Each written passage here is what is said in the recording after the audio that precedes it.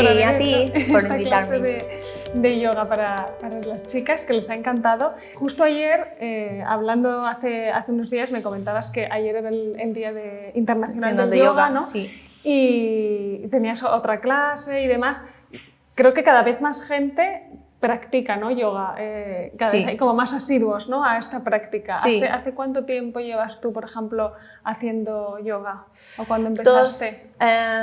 Empecé con 2012. 2012. Ah, 2012. Yeah, 2013. Antes estuve trabajando en un despacho de arquitectura. Sí, y era mi escape, corriendo con estrés desde el trabajo a yoga. Y cada vez más necesitaba más y un día hice mi formación. Pero yoga y esos días de Día Internacional de Yoga es guay, como unir con tus amigas o animar a tu madre, animar a la gente, ser este influencer a tu alrededor, de animar. Entra en una clase gratis, normalmente son gratis, y cada año veo unas clases más grandes, gente uniendo en muchos estudios. Y es también un día especial para celebrar vuestros profesores, porque esa conexión con tu profe es especial. Has hablado antes de sí, has enganchado a tu profe y cuando viajen y no tienes tu profe más, pierdes un poco de práctica. Entonces es un día para pensar en ellos y dar gracias a ellos y pensar también en tu primera vez practicando yoga. Yo le contaba que yo hacía yoga hace un montón de tiempo y al final lo dejé porque mi profesor se fue y ya no volví como a conectar con nadie. Así que tengo que probar una clase tuya. Sí, así conectamos. A ver si me reengancho otra vez. Yeah.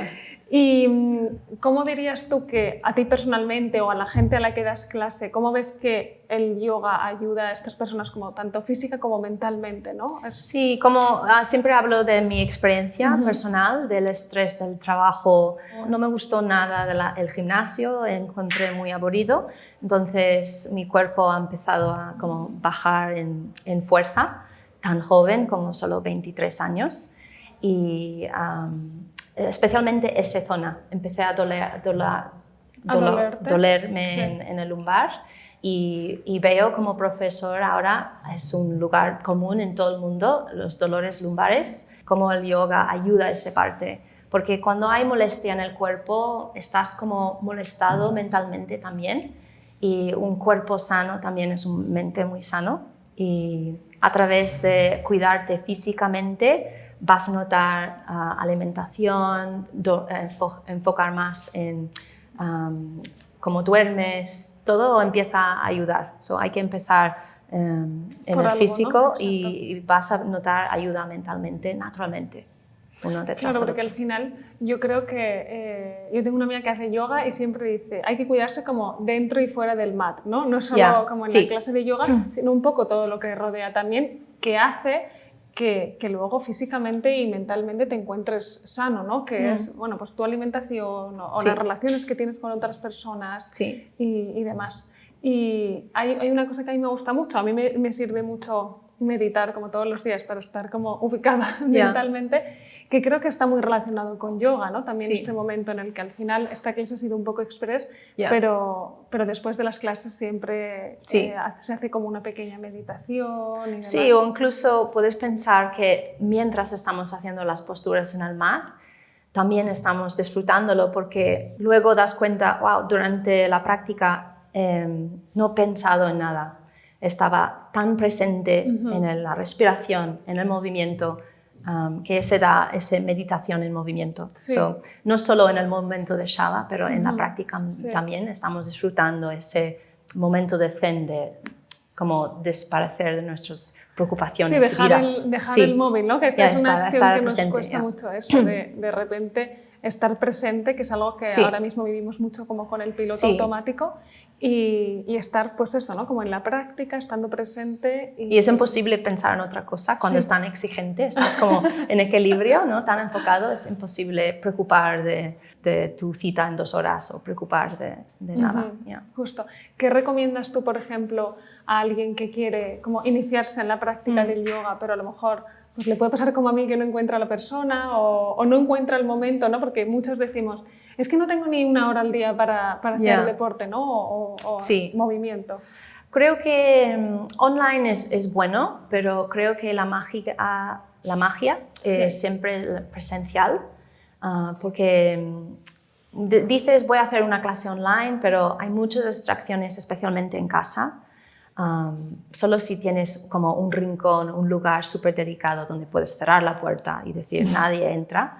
Pero si no tienes esto en casa, recomiendo apuntar un estudio de yoga y así estás como comprometida, ¿no? De esa fecha, esa hora con alguien, saliendo de tu zona de confort y estás como en las manos de alguien y ahí puedes seguro disfrutar la clase y enganchas, seguramente. Hay algo que a mí me parece también como súper importante, que lo hablábamos justo antes de que llegarais, de siempre todo el mundo va como corriendo a yoga, ¿no? Que era un poco lo que te pasaba a ti. De llegar a yoga. Y llegas a yoga siempre como del trabajo, de donde sea, te vas corriendo, entras corriendo y al final yo tenía un médico que siempre era un osteópata y siempre me decía, si vienes tienes que tener una hora antes libre y una hora antes después, porque claro, si no todo lo que vienes a hacer no te va a servir de nada y luego todo lo que hemos hecho en la camilla tampoco va a servir, ¿no? Y yo creo que esto un poco se aplica también como a yoga, ¿no?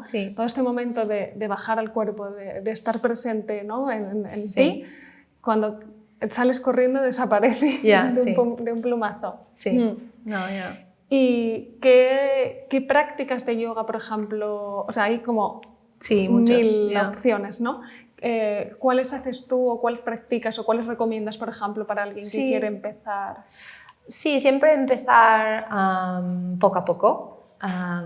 No recomiendo empezar vinyasa entrando en un estudio, empezando con vinyasa, porque, por ejemplo, voy a hablar más de mi estudio, la estructura.